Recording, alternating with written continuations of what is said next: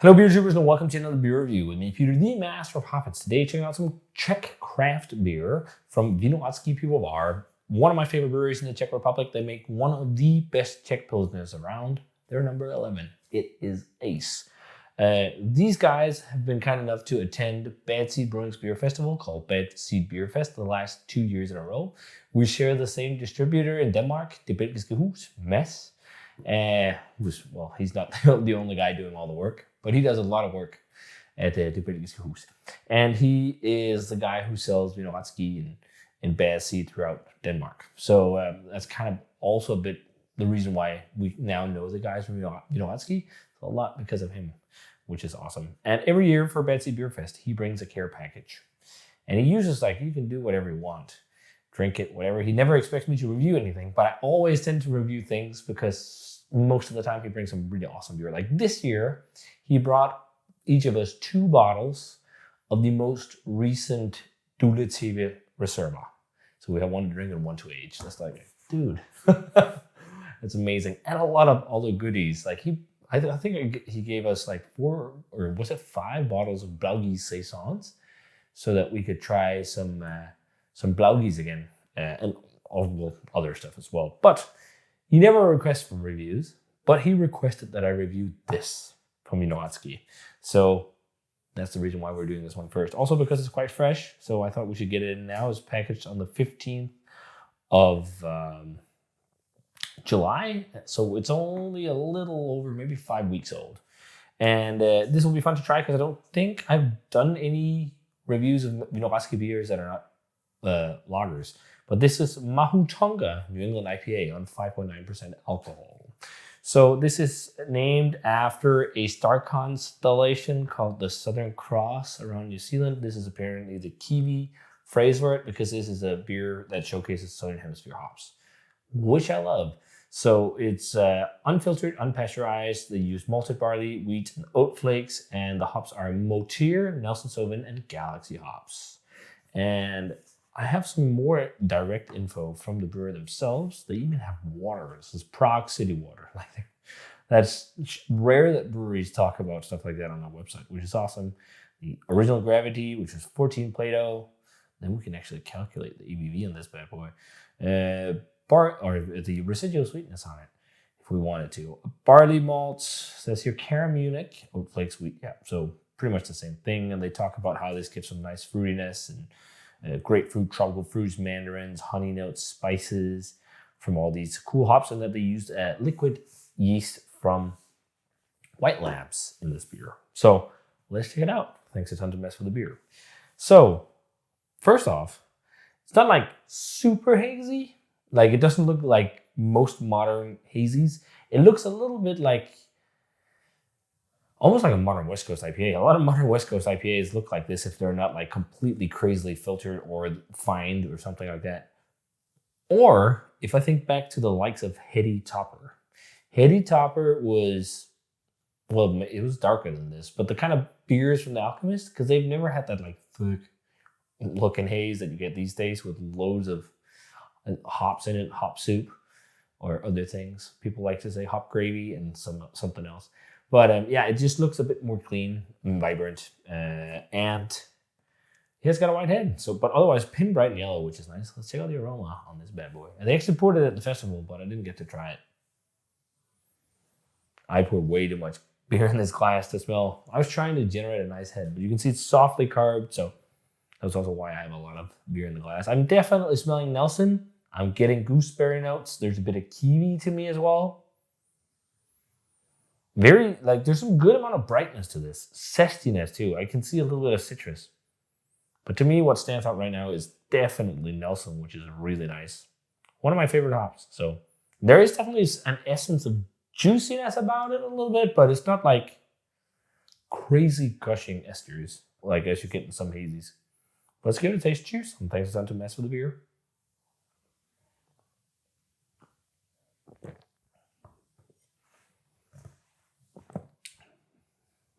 That is a very different hazy IPA compared to most hazies these days. I'm just going to see, these are half-liter cans, and this glass fits 540 or 44 centiliters. I'm just going to try and swirl up here. Okay, it looks like we got some goo in here. Let's see. No, maybe it was just foam. And this is not to try and get more hops out or whatever. I just wanted to see if we just swirled up, if it would get more hazy, because naturally with beers like this, all beers, yeast will settle. And it will happen over time, almost no matter what. Like, haze stability in New England IPAs is actually really hard. It's not like a lot of people is like, oh, you just add a lot of hops and blah, blah, blah. It's a marriage of many things. It's like insane protein high crisps with specific proteins. It is a specific water profile paired with specific hopping regimes that will result in haze. And the aim is not the haze, it's the flavor that these things produce. And that's why the hazy beers that are really popular look like fucking crazy sometimes. It's also a big part of it is also loads of hops that's in suspension. And it also depends on how haze stable some yeast are. And often, I remember in the past, I just looked at flocculation just to see does this yeast drop or not. Like when I was using yeast for hazies, it's like, okay, if the yeast drops and flocks a lot, I don't want to use that. I want to use one that really stays in suspension. But then you also get that yeasty chalkiness and everything. You don't want that. And then you hear podcasts from people like Fightins that use a yeast that's really making the beer look kind of clear. Like when they're talking about, before dry hop, their beers are fairly clear. And then their process for dry hopping and everything is where the magic happens. And their process about it. I haven't listened to the entire thing or read the entire thing of how it was. There's of course in craft beer and brewing about how to make hazies like they do.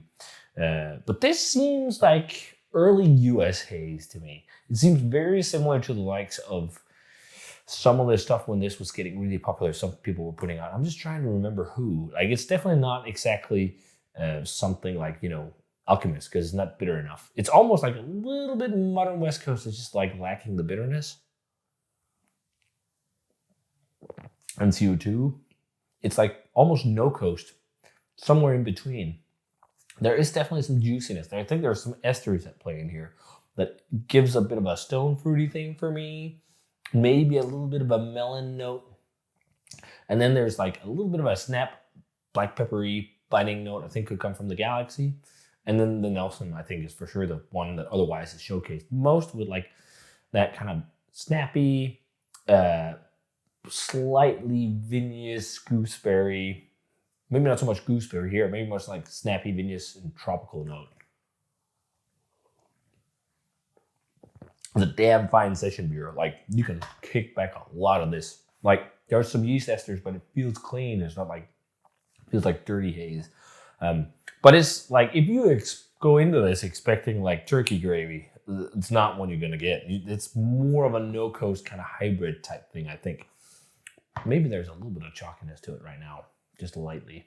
It's not like a bursting out of the glass experience. It's like mid-level, like decent hopping levels.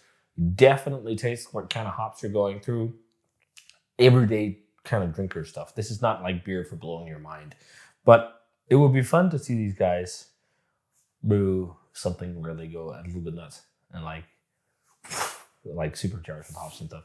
That would be fun, especially because they're so known for the lagers and their fire. I mean, this is also good beer, but I'm sure there's a lot of haze people that are disappointed about this. I've not looked this up on Untapped or anything prior to this, but I'm 100% sure like that's going to be something people could be like, oh, why is it not hazy? And like in the past, people would critique beer being hazy. Like you can never get things right, but it's a good beer, and I drink it again, and it's a nice beer to session. But I would take their 11 over this any day. Because that beer is just fucking magic. But good. I got a touch of apricot there. In terms of a grade, I like this. I mean, there's nothing wrong with this. This is a nice no-coast IPA, I'd say. I would prefer personally, maybe, I mean, this is just like a nice brewer's beer as well, because it's not so strong and you can drink a few of it. But like if we're speaking like wanting that full-on hazy experience, I want more hops, I want more mouthfeel. Like this is dry, slightly fluffy, but like I want more like body, more intense hop burst. And like if we're just talking like haze, where haze, I think it's best. Like when I want something crispy, sessionable, something like this, I'd rather have hoppy lager or West Coast IPA. Yeah, nice stuff. 87, something like 88. It's drinking quite nicely, but I don't think it reaches 90 for me. Just because it's like, it's not exactly like, I'm missing a bit of like punch, like pondus, as we say in Danish. But it's still a nice beer. So if you guys had a chance to try Māhutonga by Vinohradský Pivovar, let me know what you thought of it.